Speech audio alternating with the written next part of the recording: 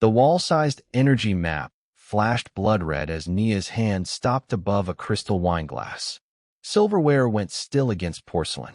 Amber light from the chandeliers trembled across the private dining room's black marble walls, while the low hum of hidden ventilation carried the scent of seared steak and cedar smoke. At the head of the table, Ethan stared past 12 investors toward the simulation projected behind him. Seconds earlier, the grid had pulsed in calm blue lines. Now entire districts blinked dark. "Tell me that's a display error," Ethan said. His voice remained level, but his thumb pressed hard enough against his Mont-Blanc pen to whiten the knuckle. A technician near the service door tapped rapidly across a tablet. "It isn't. The load balancing system is collapsing inside the live model." The largest red zone doubled, then doubled again. Soft alerts chimed through the room, each one sharper than the last. Across the table, the investment fund's representative closed the leather folder containing the unsigned agreement. The sound was quiet. "Final. Our deadline is midnight," she said. "If your platform cannot pass the stability test, the $500 million contract is void." Ethan rose from his chair. The room seemed built around him. His tailored charcoal suit, his restrained movements, the company logo shining behind his shoulders. "Get engineering on the line.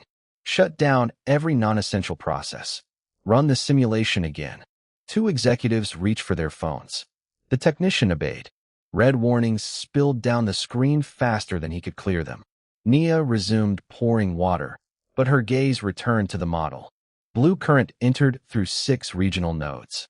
3 accepted the load. 3 rejected it. Then the sequence repeated in reverse, perfectly timed, like a song with one wrong note played at the same place in every measure. She had seen patterns like that before, not at a dinner table, but in models where one assumption forced the rest of the system to fight itself. Nia moved to the next guest. Ice clicked softly inside the pitcher. "The northeastern node isn't failing," she said. "It's being told to compensate twice." Ethan turned. A dozen faces followed his eyes toward the woman in the black service uniform. Nia set the pitcher down on a folded white cloth. The chilled glass had left a wet ring around her fingers. "Look at the intervals," she continued. "Every time demand shifts west, the model sends the same reserve capacity in both directions. That's why the output keeps canceling. Engineering is handling it," Ethan said. "They're looking at the software. Then they may be looking in the wrong place." The ventilation hummed. Somewhere behind the kitchen doors, a tray struck stainless steel, and the metallic crack traveled through the silence. Ethan glanced at the investors, then at the red screen. What he saw was a server stepping beyond the boundary he believed the room had assigned her. What he did not see was that she had identified a pattern before anyone drawing a 6-figure salary had named it. Nia took one step toward the projection. Ethan placed his palm flat on the table. "You're just a waitress." The words landed colder than the condensation sliding down the pitcher. One executive lowered his eyes. Another pretended to study his phone. Nia did not argue. She did not apologize. Her gaze moved once more across the alternating red nodes, measuring their rhythm as the countdown appeared in the upper corner of the screen. 47 minutes until the contract expired. Then she lifted the pitcher and continued around the table. Behind her, the engineering team announced that the software showed no corrupted code. The simulation failed again. Same nodes, same intervals, same invisible mistake. Ethan had silenced the only person in the room who appeared to recognize it, and the numbers were about to make that silence expensive. Ice clicked against crystal as the air conditioning pushed a sterile chill across the private dining room. Beneath the low jazz, cooling fans whirred behind the wall-sized display, where red nodes continued pulsing at measured intervals. Nia moved along the table with the water pitcher balanced against her palm. She offered no defense, no explanation, not even a glance toward Ethan. "The scheduler is choking on corrupted inputs," the technician said, tapping through diagnostic windows. Blue code washed across his face. "But the checksum is clean," another engineer replied. "Then it's a timing defect. We should isolate the routing service and restart it." Nia slowed beside an empty place setting. The proposed restart would erase their live simulation state, and consumed 12 minutes they did not have. She heard it in the technician's voice, the confidence of a team searching inside the software because no one had questioned the mathematics beneath it. On the display, power entered through 3 regional grids. The first accepted excess load. The second redirected it. The third returned part of that load to the first, where the cycle began again. Each command made sense alone. Together, they formed a closed throat. Nia lifted 1 tumbler from the polished walnut table and placed it near the bread plate. A second went 6 inches to its right. The third completed a narrow triangle. Then she poured. Water filled the first glass halfway. She tipped some into the second, then from the second into the third. Instead of serving the third glass, she poured part of it back into the first.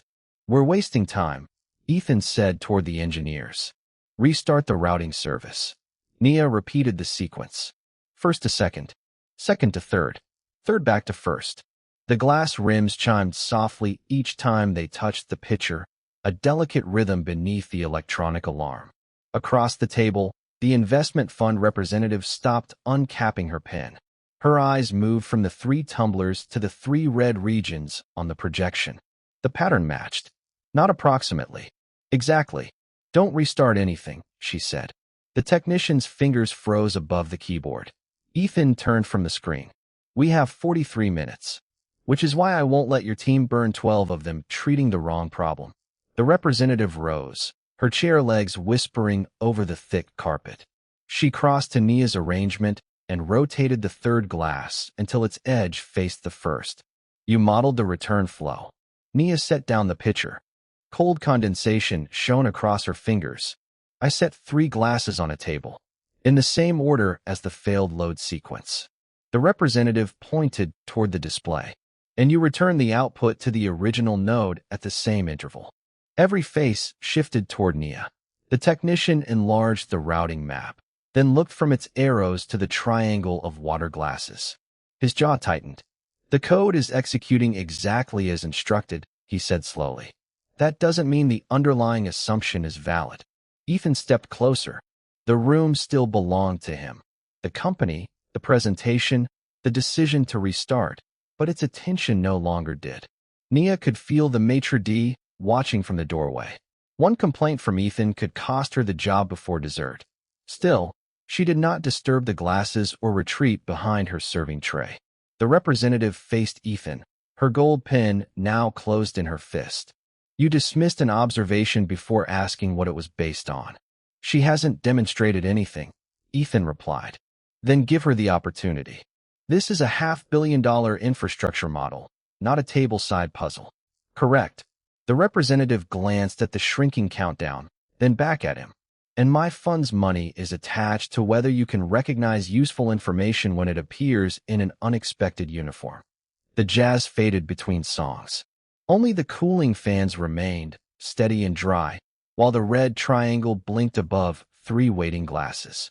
The representative pulled out the chair beside Ethan, the chair no one had offered Nia, and made her demand without raising her voice. "Let her speak." Ethan looked at the contract, the clock, and finally Nia. His palm lifted from the table. 30 seconds, he said. "Not one more. Start the clock."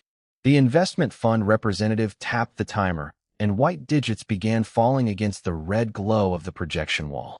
0:30. The cooling fans breathed hot, metallic air across the linen-covered table. Somewhere near the bar, melting ice shifted inside a crystal tumbler. Nia stepped past the chair that had been pulled out for her. Sitting would waste time. Ethan remained beside the contract, one hand braced against the polished walnut, his expression as rigid as the silver cuff links at his wrists. 27 seconds, he said. Nia pointed to the simulation. "Your code is doing exactly what you told it to do." The technician looked up from his console. "We verified every module. That's why you couldn't find the failure." Her finger followed one pulsing line from the Western Reserve cluster into the central grid. "The problem isn't the software. It's the assumption underneath it." 0:21. The screen washed her white uniform in crimson light. Nia reached past the keyboard, stopped, and looked directly at the technician. "Open the load allocation parameters." This time, someone obeyed her without checking Ethan first. The technician pulled up a column of variables. Numbers spilled across the glass display, while the server fans rose to a sharper whine. Nia tapped the first value. You modeled reserve power as if every regional node responds independently. Her hand moved to the second. But these two nodes share the same emergency compensation rule. When demand rises here, both release capacity. She touched the third line. Then each reads the other's release as excess supply and pulls back. The technician's lips parted. A negative feedback loop. A cancellation loop, Nia corrected. The system isn't running out of power. It's ordering itself to provide and withdraw the same power at the same time. 013. Ethan's gaze snapped from the parameters to the three glasses. Their circular path was no longer a clever arrangement. It was the entire failure, standing in water and crystal. Which variable? He demanded. Nia pointed to the reserve response coefficient. That one. It treats shared capacity as separate capacity. The technician hovered over the keyboard. Changing it without a full validation could destabilize the test. Leaving it unchanged guarantees another failure, Nia said. 008. Ethan had demanded proof. Now proof demanded his permission. His fingers tightened against the walnut until the tendons rose beneath his skin. Then he stepped away from the console. Give her access. The technician unlocked the field. Nia entered a single revised value, removing the duplicate compensation factor. She did not hesitate. She did not look around for approval. She pressed enter. 003. The red lines vanished. For one breath, the projection turned black, and the room reflected faintly in its surface. Tailored jackets, lifted phones, Nia's white sleeve beside Ethan's dark suit. Then the network reappeared. Green spread from node to node, clean and steady.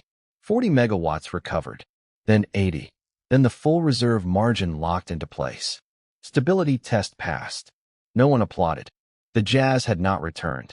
Even the silverware seemed to have gone still beneath the cold chandelier light. The technician ran a verification, then another. The model is stable, he said. No code changes. One corrected assumption. Ethan looked at the passing result, then at Nia. 30 seconds earlier, he had controlled who belonged near that screen. Now the room waited for her to explain the system his company had built. A phone camera near the end of the table remained raised, its tiny red recording light fixed on them both. The investment fund representative closed the contract folder instead of opening it. The technical problem is solved, she said. Her gold pen clicked once in the silence. Now we need to discuss the leadership problem. The phone's tiny red light burned beneath the chandelier, steady and unforgiving. Cold air whispered through the ceiling vents while the green simulation reflected across untouched crystal glasses. Ethan reached for the contract folder. The investment fund representative placed 2 fingers on its leather cover and pulled it beyond his reach. We are not signing tonight. The sentence landed harder than any alarm. Ethan's hand remained on the white tablecloth, inches from the gold pen. The system passed, he said. Your team just witnessed it. We witnessed Nia save it. The representative turned toward the raised phone. And that recording captured why your company nearly failed to hear her. A junior fund analyst lowered the device and replayed the clip. Ethan's own voice emerged through the small speaker, sharp against the room's silence. You're just a waitress. Then came Nia's warning. His dismissal. The engineers chasing corrupted code. Finally, the 30 seconds in which she corrected the assumption none of them had questioned. Ethan moved toward the analyst. Send me that file. The investment fund representative stepped between them. No, it becomes part of our leadership review. Across the table, the technician rested both hands beside his keyboard. Its cooling fan hummed under the fading jazz from the empty dining room beyond the doors. Her correction is valid, he said. I ran 2 independent validations. The model holds under peak demand and reserve loss. Ethan looked at him. I'm not disputing the correction. That is not what she means, Nia said. Her voice carried without rising. She set down the silver tray she had been holding, and its rim touched the marble sideboard with a clean metallic click. You trusted the answer only after someone with a contract folder told you to listen. No one interrupted her now. Ethan straightened his cuffs, but one would not fasten. I made a bad judgment under pressure. The representative opened her tablet. The blue-white screen illuminated a list of executive risk criteria. Pressure does not create judgment, Mr. Cole. It exposes it. This platform will direct power across hospitals, schools, and thousands of homes. We cannot place $500 million behind a leader who filters expertise by uniform. With one swipe, she changed the contract status from pending signature to leadership review. The wall display chimed. A moment earlier, Ethan had been 47 minutes from losing the deal because his model was unstable. Now the model glowed green, yet the money had moved farther away. Nia lifted the tray again. Ethan watched her collect the 3 glasses that had mapped the failure his specialists could not see. He had recovered 40 megawatts, then 80, then the full reserve margin. But around the table, investors avoided his eyes. The technician closed the diagnostic window without waiting for permission. What would restore the fund's confidence? Ethan asked. The representative capped her gold pen. Not a statement drafted by your communications team. Not an apology made because a camera was running. She nodded toward Nia. By 9 tomorrow morning, we want evidence that your company can recognize ability before a crisis forces it to. The contract folder disappeared into her briefcase with the scrape of leather against brass. Until then, the $500 million stays frozen. Nia walked toward the service doors, and this time Ethan moved after her. Not to stop her from speaking, but because the only person who had repaired his system was leaving the room with no reason to help him repair what his words had broken. Cold air hissed through the service corridor, carrying the smell of coffee grounds and industrial soap. Beyond the swinging doors, silverware chimed as the dining room struggled to resume its expensive performance. Nia had reached the employee lockers when Ethan's footsteps struck the tile behind her. Wait! She stopped, but did not turn until he placed a cream envelope on the stainless steel counter between them. Its thick paper bore the embossed seal of his company. Beside it, he set down a temporary consultant badge with her name already printed beneath the word advisor. The check is for $200,000, Ethan said. The position begins tonight. You'll report directly to me while we stabilize the model and address the fund's concerns. Nia looked at the badge, then at the envelope. Fluorescent light flattened both into cold rectangles. Address their concerns, she repeated. Or control the damage? Ethan's jaw tightened. Both, if we're being honest. Honest would have been listening before someone with $500 million told you to. The ventilation fan rattled overhead. Ethan slid the check closer. You solved in 30 seconds what my team failed to diagnose. I'm not disputing your ability. No, now you're pricing it. Nia opened the envelope, glanced at the row of zeros, and folded the flap shut. For 1 second, Ethan seemed to expect her to negotiate. Instead, she pushed the envelope and badge back across the steel. Their plastic edges scraped louder than they should have. I'm not taking either. You may not get another offer like this. That is exactly the problem. Nia removed her server pad from her apron and tore off a clean sheet. Your engineers saw the same failure I saw, but they were trained to protect the answer approved above them. Your staff notice patterns every night: customer complaints, equipment noise, delivery errors, safety shortcuts. They stay quiet because speaking outside their job description gets punished. She wrote 2 lines in dark ink and placed the page over the check. Independent technical review, she said, tapping the first line. Your engineering team validates critical assumptions without executive interference, and their findings go directly to the board and the fund. Her finger moved to the second. Protected reporting for frontline employees. No retaliation. No scheduling cuts. No convenient terminations because a server, custodian, assistant, or junior technician noticed what an executive missed. Ethan read the conditions twice. The paper trembled faintly beneath the air vent. You're asking me to surrender control of the review. I'm asking you to prove the truth matters when you cannot control who tells it. A kitchen cart rolled past the corridor entrance, its wheels squeaking against the grout. Nia untied her apron, folded it once, and laid it beside the untouched money. A temporary title protects me until the cameras leave, she said. A real policy protects the next person when no investor is watching. Ethan picked up the consultant badge. His thumb covered Nia's printed name, leaving only advisor visible. Then he placed it face down. If I agree, will you help build the process? Authorize both conditions in writing. Give the technician independent access. Let every frontline employee speak without risking a paycheck. Then I'll consider it. Nia walked toward the staff exit, her shoes clicking beneath the hard white lights. Ethan remained beside the counter with a rejected check, a useless badge, and 2 handwritten demands that money could not soften. At the door, Nia looked back once. 9 tomorrow morning, she said. You wanted evidence. Decide what kind of company you're willing to put your name on. The latch snapped behind her, leaving Ethan alone with a choice no communications team could make for him. At 8:12 the next morning, the glass doors of the executive conference room sealed with a muted click. Pale winter lights stretched across the black walnut table, while the ventilation system breathed cold, dry air over untouched coffee. Ethan entered carrying Nia's handwritten conditions. The technician was already seated beneath the blue glow of 3 monitors, hands folded beside a locked terminal. Independent access means independent access, Ethan said. He signed both authorizations, slid one copy to the technician, and placed the other at the empty seat reserved for Nia. At 8:57, her footsteps crossed the marble outside. Nia entered wearing the same dark service uniform, read every line, then turned to the technician. Use your own credentials. No executive filter. A key struck the keyboard. The terminal unlocked with a soft chime, exposing system logs that had previously been restricted to senior management. Nia did not touch the controls.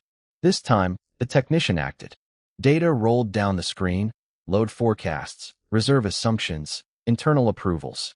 Then the scrolling stopped. A folder marked Archived Validation appeared beneath the failed model. Its timestamp was 6 weeks old. Inside sat 3 warnings from technical staff. Each one identified the same false assumption Nia had corrected in 30 seconds. Each one had been closed without review. The technician opened the approval history. A finance office authorization had reclassified the warnings as non-material before the investment presentation. The room filled with the faint buzz of the monitors. Ethan leaned closer, his cuff brushing the cold glass tabletop. Who had access to bury these? Executive finance, the technician said, and anyone above my clearance. Nia looked at Ethan, but she offered him no rescue. Your team wasn't unable to see the problem, she said. They were prevented from making it visible. A security prompt flashed across the center screen. Unauthorized review detected. Access revocation pending. The technician's fingers lifted from the keyboard. One click could preserve the records outside the company network. That same click would permanently mark the account responsible for removing them. Ethan glanced at the authorization bearing his signature. It protected the right to report. It could not erase the cost of being first. Before he could speak, the technician inserted an encrypted drive and pressed export. The fans inside the workstation rose to a sharp mechanical whine. File after file transferred while the access timer counted down. 10 seconds. 7. 4. The progress bar reached 100% just as the terminal went black. A red notice replaced the data. User credentials suspended. The technician removed the drive and set it on the table. That was my job, came the quiet admission. Nia pushed the sign protection order across the wood until it rested beneath the technician's hand. No, she said. That was the first test of whether his signature means anything. Ethan's phone vibrated against the table. Then again, 12 messages arrived from the board, followed by one from company counsel. Preserve nothing outside approved channels. Return to office immediately. Through the glass wall, 2 security officers stepped from the elevator and waited beside reception. Ethan looked from the buried warnings to the suspended credentials, then to Nia's conditions in his own ink. Yesterday, dismissing her had cost him credibility. This morning, listening to her had exposed evidence powerful people wanted sealed again. The technician slid the encrypted drive toward him. Ethan did not take it. Nia did. She closed her fingers around the cool metal and faced him across the table. You have the evidence now, she said. The question is whether you protect the person who brought it into the light, or the people who buried it. Outside, one of the security officers raised a hand toward the conference room door. The handle began to turn. The handle stopped halfway as the conference room speakers crackled to life. Cold air whispered from the ceiling vents, carrying the bitter scent of untouched coffee across the polished table. "Do not surrender that drive," company counsel said through the wall display. "Security will escort the outsider from the building." Nia remained beside the technician, the encrypted drive enclosed in her palm. Only then did Ethan reach for the screen. He rejected the security request and opened the emergency board call instead. 12 faces appeared beneath strips of sterile white light. The chief financial officer occupied the largest window, his silver tie perfectly centered. "We have an unauthorized contractor holding restricted company material," he said. "This is containment, Ethan. Nothing more." Nia placed the drive on the table, but kept 2 fingers over it. "Tell them who changed the reports." The chief financial officer's jaw tightened. Ethan pulled the access log onto the main display. No new discovery was needed. The evidence already preserved by the technician showed executive finance credentials reclassifying 6 weeks of engineering warnings as non-material. Each alteration carried the same authorization code. The chief financial officers. A low electronic hum filled the silence. "Those warnings threatened the closing schedule," the executive finally said. "The model had to remain commercially viable." "You mean the deal had to look safe?" Ethan replied. "It was safe enough to close." The fund representative's frozen signature page still glowed on a second monitor, $500 million waiting behind one lie. Company counsel cut in. "The board's position is straightforward. Ms. Nia exceeded the access permitted to a restaurant employee. Attribute the disruption to unauthorized interference. Terminate the technician for mishandling data, and we can argue that management responded properly." One board member leaned toward his camera. "Do that, and this stays survivable." Ethan looked at Nia. She did not plead. She slid the drive toward the technician instead, returning custody to the person whose name the board intended to erase. The technician's badge lay beside the laptop, its access light dead. "Your order protects the person who reported this," Nia said. "Unless your signature only works when it costs you nothing." Yesterday, Ethan's voice had closed a door because of the uniform she wore. Now every powerful voice in the room was offering him a door marked survival. All he had to do was close it on her again. He turned toward the security officers waiting beyond the glass. "Stand down." Then he opened the company's secure compliance portal and entered the external auditor's emergency channel. Company counsel spoke sharply. "Ethan, once you transmit that file, the board can suspend you for cause." His hand hovered above the authorization key. The chief financial officer removed his glasses. "Think carefully. Your voting support disappears the second you press that." Ethan took the encrypted drive from the technician, connected it, and selected the archived warnings, access logs, executive approvals, and his own signed protection order. "Nia did not interfere with this company," he said. "She exposed what its executives chose not to see." He pressed Authorized Transfer. The progress bar swept across the screen with a soft mechanical chime. 10%. 40. 78. No one moved. At 100, the external auditor's receipt appeared with a timestamp that could not be withdrawn. Ethan forwarded it to the fund representative and ordered security to protect the technician's access records rather than confiscate them. The board chair's face hardened. "Effective immediately, your authority is under review." The chief financial officer's window went dark. Nia released a slow breath, but her eyes stayed on Ethan as his executive permissions began disappearing from the screen, one green icon at a time. He had protected her. He had preserved the truth. And by doing so, he had placed his company in the hands of auditors while his own board prepared to take it from him. Before the call ended, the fund representative sent one final notice. Ethan had until noon to choose whether the frozen investment would be rescued in private or rebuilt in public. At 11:17, the ventilation system fell silent, leaving only the dry click of the conference room clock and the electric hum of a wall display. Noon waited in red digits. Ethan stood at the end of the black glass table, stripped of most executive permissions, but not yet of his title. Nia remained beside the technician, one hand resting on the back of an empty leather chair, the kind no one had offered her the night before. The investment fund representative appeared on screen. Cold daylight washed across her office, turning the silver clasp of her folder into a blade of light. "There is still a path to closing," she said. A document entered Ethan's inbox. $500 million. Immediate release of funds. No public admission of suppressed warnings. The chief financial officer would be placed on administrative leave, the audit narrowed to one executive, and Ethan would keep his position while company counsel managed the rest behind closed doors. The fund representative folded her hands. Signed before noon, and the market sees a delayed technical review. Nothing more. Company counsel leaned toward the speaker. "This protects the employees, the company, and you." Nia said nothing. She slid Ethan's signed reform order across the table.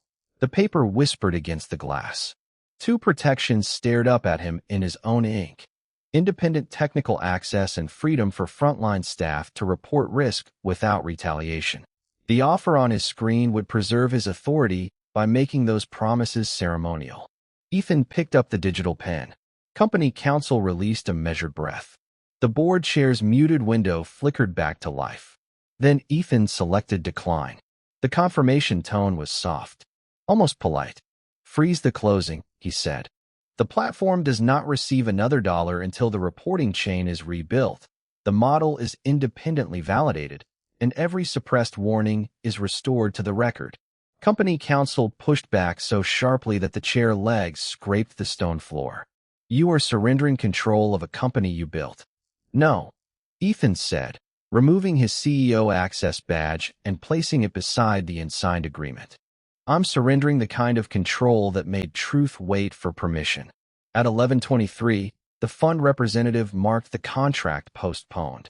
The green commitment bar vanished from the screen, taking the company's financial certainty with it.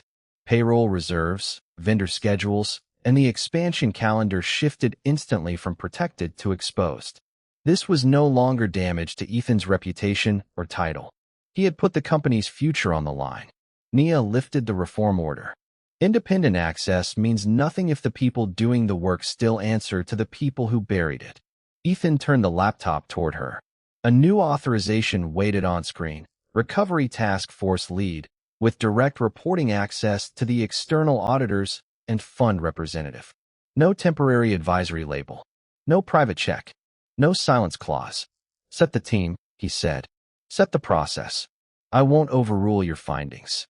Nia read every line. The room smelled faintly of hot circuitry and stale coffee. Outside the glass wall, employees watched without pretending not to. She took the pen, but did not sign yet. The technician keeps custody of the original warnings. Every model change gets logged. Frontline objections go directly into the audit record. Ethan amended the authorization in full view of the room. Only then did Nia sign. Not for the money.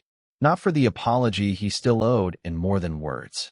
She signed because her voice now carried operational authority, and because the employees once ordered to stay quiet would finally have a protected channel into the system they understood best. At 11:31, she unlocked the recovery dashboard and assigned the technician the first independent review. Ethan stepped away from the head of the table. Nia took the empty chair beside the central screen instead. The investment was no longer closing at noon. The company would now have to prove it deserved to survive, and the woman Ethan had once tried to silence would decide whether its repaired system could be trusted. The low hum of the central screen filled the conference room as green columns climbed through the recovery dashboard. Morning light sharpened across the glass table, catching fingerprints, coffee rings, and the unsigned contract left beside the investment fund representative's leather folder. At 11:58, the technician completed the independent review and turned the monitor toward Nia. "The corrected model is stable," the technician said, "but only with the reporting protections active." Nia studied the load map without touching it. 6 weeks of buried warnings now appeared beside every corrected variable, no longer stripped of names or labeled non-material. The solution she had demonstrated in 30 seconds had repaired the simulation. The system built around it had taken far longer to repair because equations did not humiliate employees. Leaders did. Across the table, Ethan watched the live audit log record each change in white text against black glass.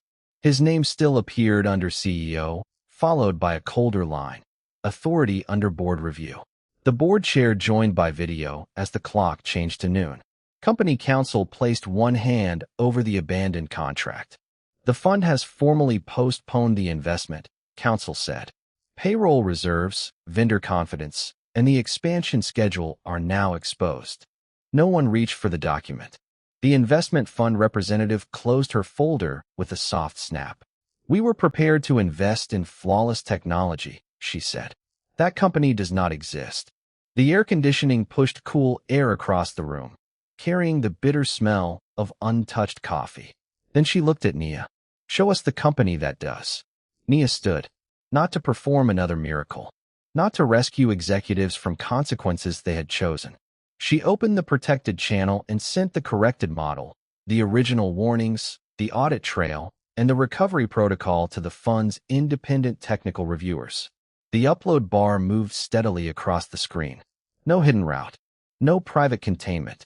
When it reached 100%, every employee who had filed an objection received confirmation that the record was preserved beyond executive control.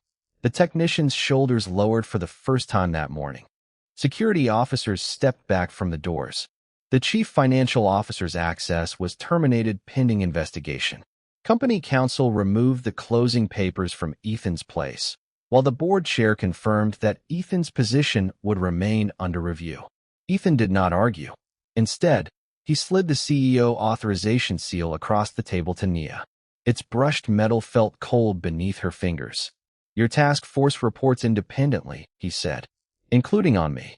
Nia looked at the seal, then at the same man who had once decided her uniform measured her mind.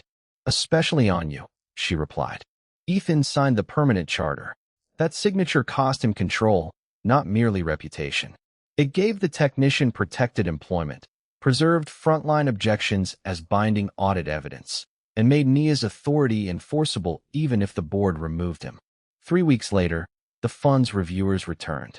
Rain tapped against the windows while the repaired platform carried a full commercial load without a single self-canceling loop.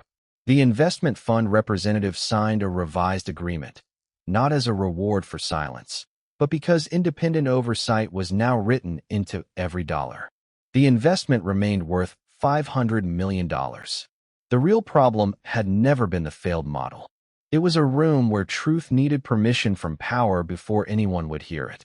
Ethan remained CEO under strict oversight, stripped of unilateral reporting control. Nia became permanent head of systems integrity, with the technician leading independent model review. At the next executive dinner, no chair was reserved by status. Ethan pulled one out for Nia, then waited until she chose whether to sit. She did, not beside the service station. At the head of the audit table. 30 seconds had proved she could solve his system. Everything afterward proved whether he could become a man worthy of her solution.